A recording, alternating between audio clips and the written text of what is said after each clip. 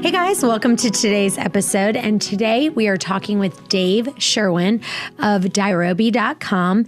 And we are going to be talking about all things intermittent fasting, the optimal windows, and how stress management can be a huge reason of why you may not be losing weight. So Dave, welcome.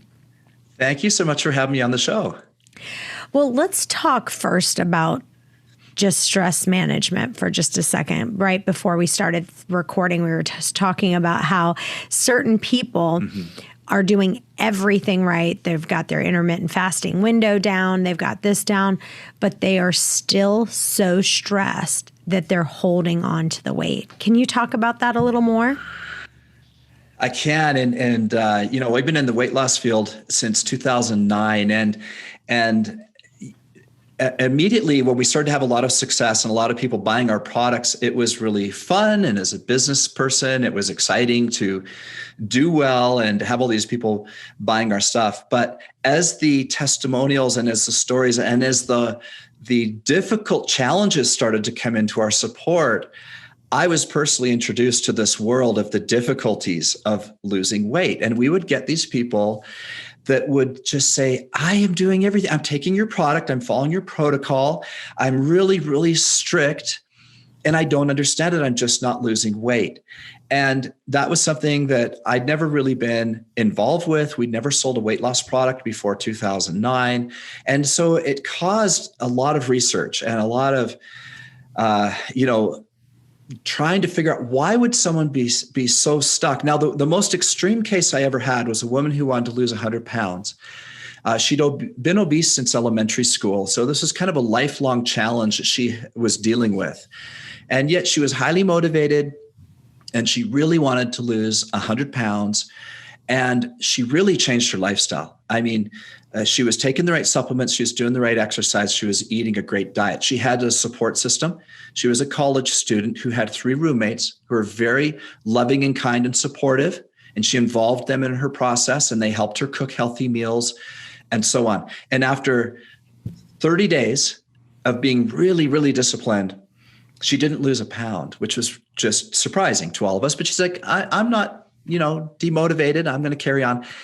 30 more days, didn't lose a pound. We're talking, she hadn't been exercising before, and now she's exercising 5 days a week. She hadn't been eating very well. Now she's eating very, very well. And after 60 days, not a pound. And then after 90 days, she hadn't lost a pound. It was one of the strangest things I've ever seen. And I believed her because she had these roommates that were helping her. They were eating with her. They were shopping with her. They were really helping her to do the deal. But then she said she was in tears when I talked to her on the 90th day, but she said, I feel better. This is probably the body God wants me to have because I've always been obese. And so I feel better though, and I'm going to keep exercising. I'm going to keep eating right because I know it's the right thing to do, even if this is the body that I'm going to have the rest of my life. And in the next 30 days, she lost 35 pounds. It just started to melt off. Now, I can't tell you why exactly that happened, but my theory is that very difficult stress that, the lifelong challenge she'd been going through, some of the family issues she'd been going through, I feel like once she had that kind of negative epiphany of maybe this is just the way I'm meant to be, that acceptance, maybe there was a release there, something internally, and suddenly she started to lose the weight. And so I've seen stories like that over and over again. And so for me, weight loss has become not just a physical thing. It's become something where we need to look at the whole person, what's going on. And again, I'm not a psychiatrist or psychologist or anything like that. But for those listening, this is something to just think through for yourself. If you're struggling to lose weight or if you're doing the right things and the weight isn't dropping off, what other underlying factors could there be?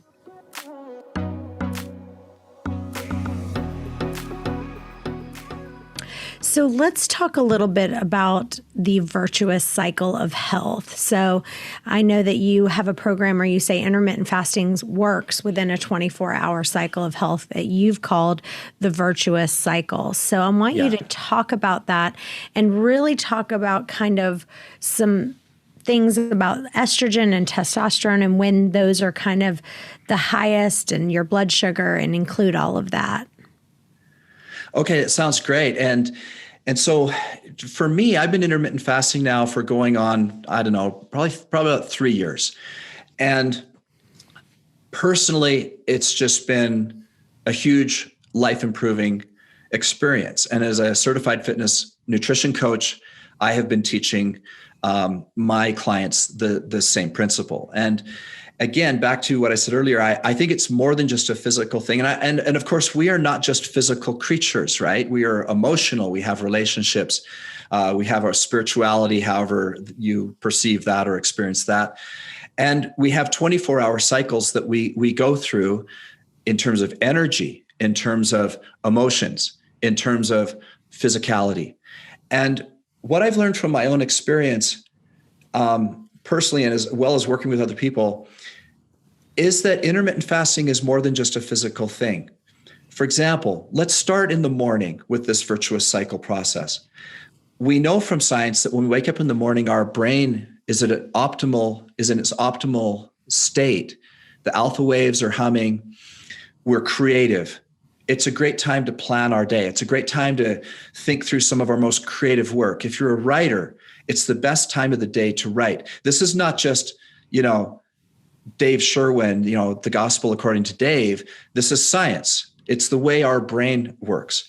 Intermittent fasting supports that. Because if you go back to the time we had our last meal, let's say it was 6 p.m. the night before.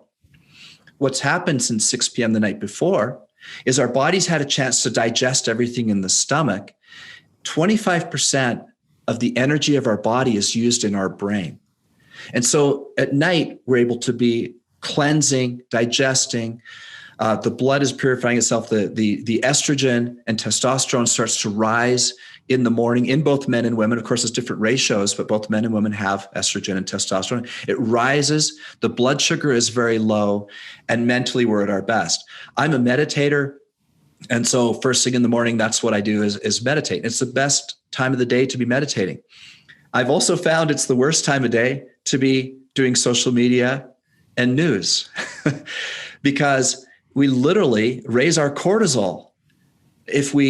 Now, depending on your social media, for those of you who have all loving, kind friends and relatives and maybe no one who's political, that's fine. If your social media is all uplifting and wonderful, then ignore what I'm saying. But for many, many people, they have friends that are political, that are really into the news, that are into a lot of negative things that are going on in the world. And I'm not saying we shouldn't know what's going on in the world, but you can really win the day if you take advantage of this optimal hormonal state with high testosterone and estrogen, low blood sugar, your blood sugar in a perfect state. It's an excellent time to exercise for one, right?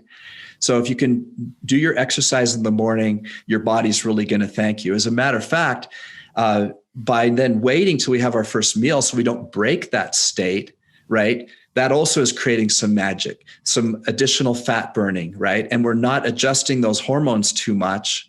We have high HGH, right? So we get a really great workout. So that's kind of the morning is I'm encouraging people to not just think of it physically, but also mentally. In that optimal state, have you wanted to start a practice of meditation? That's a great time to do it. As a matter of fact, we should be doing our exercise very mindfully, right? If you go to a gym and you watch people exercise, the fact is quite a lot of them aren't that mindful, which means their movements aren't precise necessarily. They're more concerned about who's looking at them sometimes or Instagramming what they're doing than the actual workout.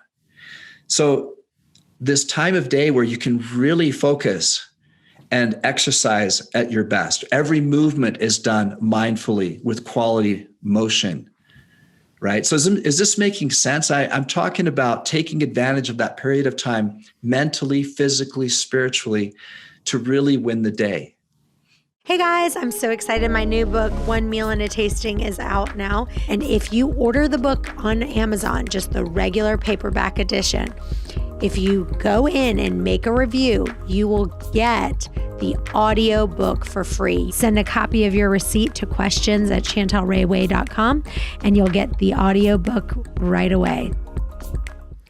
Yeah, I just actually listened to something on a guy who wrote a book called The Power of Habit, and he just did a seminar on it. But I think that if you can create your habits where you say, okay, this is my daily routine that I'm going to do every day, and realize social media, like you just said, in the morning may not be the best time for it.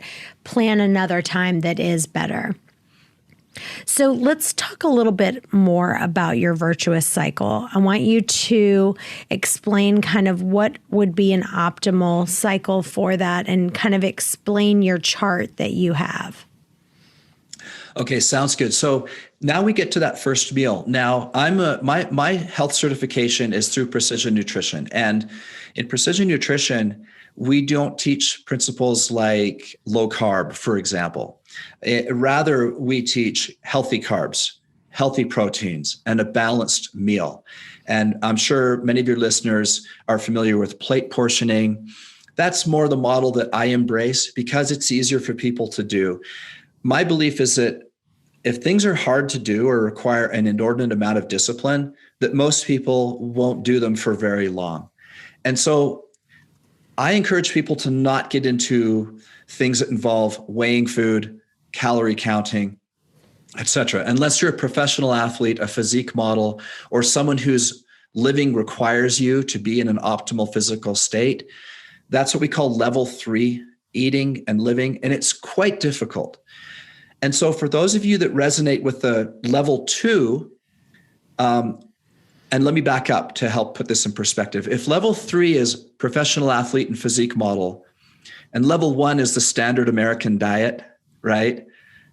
Coffee and a donut for breakfast, pizza for dinner, a lot of, alcohol, junk food, tons of carbs, lots of sugar, the standard American diet, sad. Unfortunately, that's the way many people eat. We're trying to raise people in my world from level 1 to level 2. And at level 2, you can have tremendous health. You may not be a professional athlete, but you can get to your ideal body weight. You can reach your fitness goals. You can avoid the preventable diseases like heart disease and cancer, et cetera. Ideally, you can't promise that, of course, but there's many preventable diseases, metabolic syndrome, that are prevented when you are a level 2 eater and fitness person that embraces that. So does that make sense? That's kind of the place I'm coming from? Yes, it does. And, I've seen different things that, are online, and I've seen something called like the portion plate, where basically they give you something that kind of says like, you're not counting calories, but you're putting, obviously the goal is not to overeat, to control your portion sizes and listen to your body's fullness cues. But this is kind of giving you a little plate, and it gives you like, here's your protein, here's your veggies, here's this. But it kind of gives you an idea that says, hey, the amount of food that people are consuming, the portion sizes are so out of control.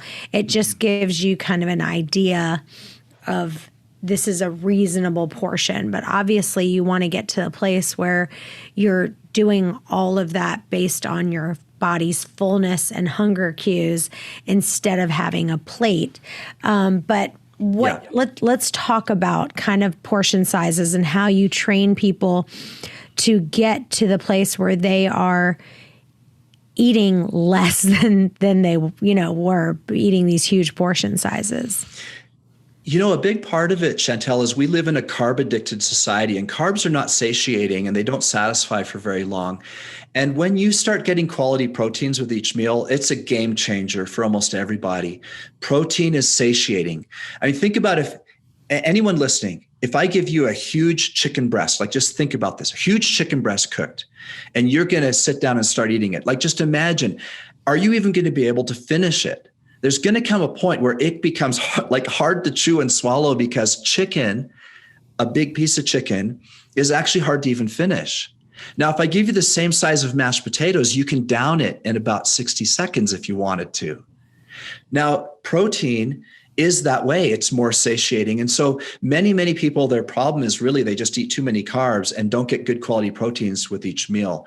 So what we teach is called the hand rules. If you take your fist and you close your fist, that's about the portion of carbs you should have. For many people, that's like a potato. So if we're talking dinner, one potato would be a good portion of carbs.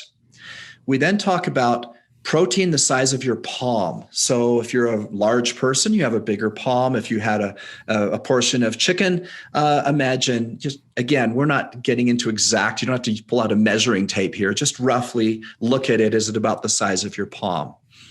And then healthy fats. So that should be about the size of your thumb. Okay. But that would work out to be about 2 ounces of healthy fat with each meal. And then if you open your hand and had a portion of vegetables on there, that would be the fourth portion. So we teach those hand rules of a portion of carbs, protein, fat, and a portion of vegetables with each meal, roughly according to the size of your hand. Hey guys, I really want you to join our intermittent fasting and OMAD Facebook group. We're doing tons of giveaways right now for posting your before and after pictures and just for posting a question in there. We're giving away free protein shakes, some digest aid, all kinds of fun stuff. So please join our intermittent fasting and OMAD Facebook group. The link is in the show notes. I want to dive back into the stress management program because I think it's such an important piece for people. And I know so many people are saying, I've gained 10 pounds because of COVID. Give us an example of what kind of stress management program that you put people on to kind of help them to stay calm and so that they can lose weight. So the answer for me would be meditation, right? Meditation in combination with this 24-hour virtuous cycle. So, we're going to get to the evening here and we'll talk about that in a little bit. But as you go through a 24-hour day, one of the things that we're doing to ourselves, I mentioned it before, is we are often constantly in fight or flight mode, right? Our ancient ancestors, hunter-gatherers sat around a fire, and if a lion came, they were up and running real fast, right? And we are designed to do that. If we're threatened, we naturally can jump into, our cortisol instantly goes through the roof.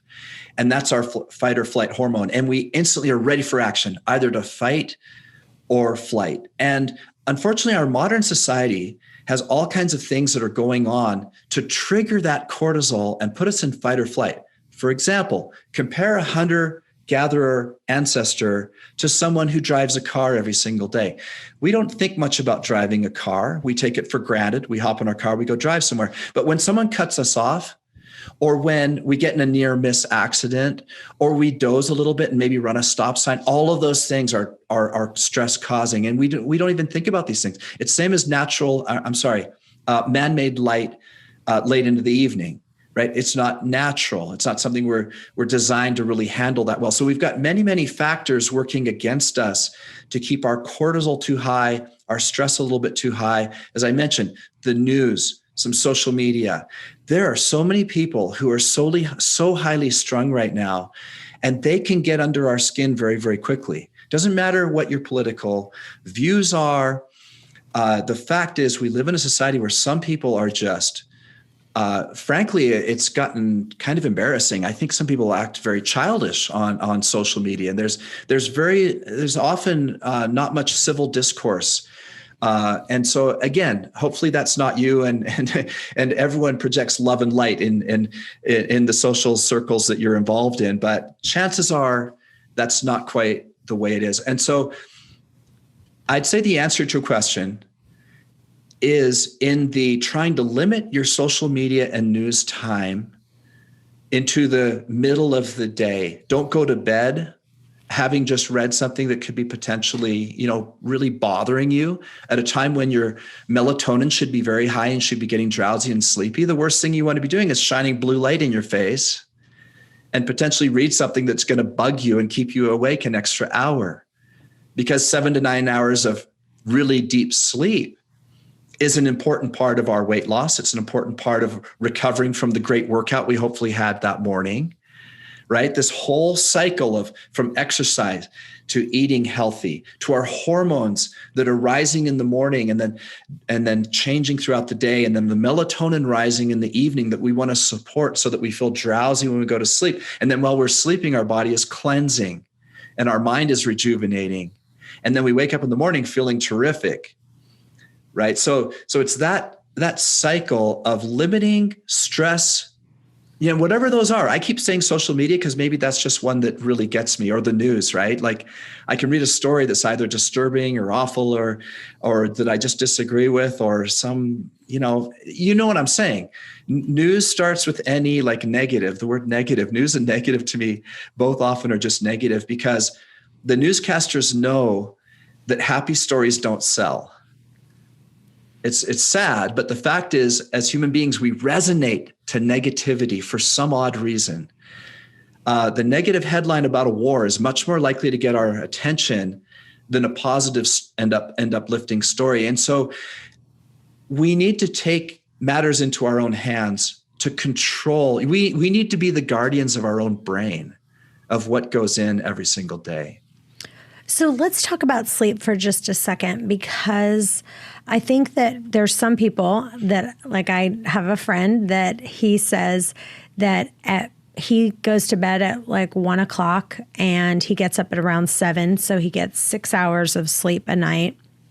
And he says, he's tried to sleep later or go to bed earlier, but it's just his body only needs, 6 hours of sleep. That's all he needs. How would you respond to that when someone says like, that's like maybe someone saying, I only sleep 5 hours a night, like that's all I seem to need? What would your response to that be? I don't argue. We're all different. There are people, I personally know a guy in my own circles who gets exactly 4 hours of sleep every single night. He's a multimillionaire because he spends all those hours working. That's what he does. He goes to bed at midnight. He gets up at 4, and he's kind of a workaholic. And frankly, I don't envy his lifestyle, but he has tried everything for many years. And he finally gave up and decided, if I can't sleep, I might as well become rich. And he worked his butt off. And you know what? That's him. But what I would say is those are exceptions to the rule. And so for the vast majority of people, there's been too many sleep studies for us to not know that 7 to 9 hours somewhere in there is the optimal. There's a lot of research. There's tons of sleep studies. There's now tons of apps that people are using that we're getting the data back to figure this out. So I would say before you decide you're an exception to the rule, make sure you've done a very, very mature analysis. Make sure you've tried a variety of things. Make sure you've done studies. That you've studied various methods of falling to sleep. And I would suggest that the majority of people are going to do best getting 7 to 9 hours per night, including trying to get to bed early-ish, like, 10 o'clock would be wonderful for a lot of people. And also try to be consistent. So if you're only going to get 6 hours, try to make it that noon to 6 or 10 to 4 or whatever works for you. But don't go, 10 o'clock till 4 o'clock one night and then midnight till 6, trying to get it at the same time. We know from, again, that's another sleep study thing. This has been researched heavily. People who get a decent amount of sleep for themselves, whatever that is, maybe 7, maybe 8, maybe 9, maybe for the odd person 6, I get it. There's exceptions, but try to get it during the same block of time. Awesome. Well, thanks so much for being with us. Tell listeners where they can find you and where they can follow you. Well, thank you so much for having me on. It's dirobi.com, dirobi.com, got it on my shirt.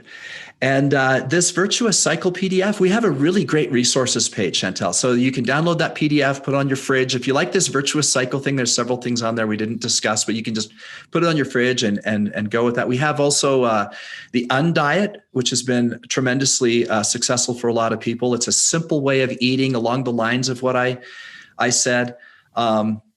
And then, of course, we're going to create a discount code for your listeners, Chantel Ray. And so they can go, if they buy anything while at the site, they'll get 10% off. And so if you buy anything while you're there, make sure and enter Chantel Ray, and you'll instantly get 10% off.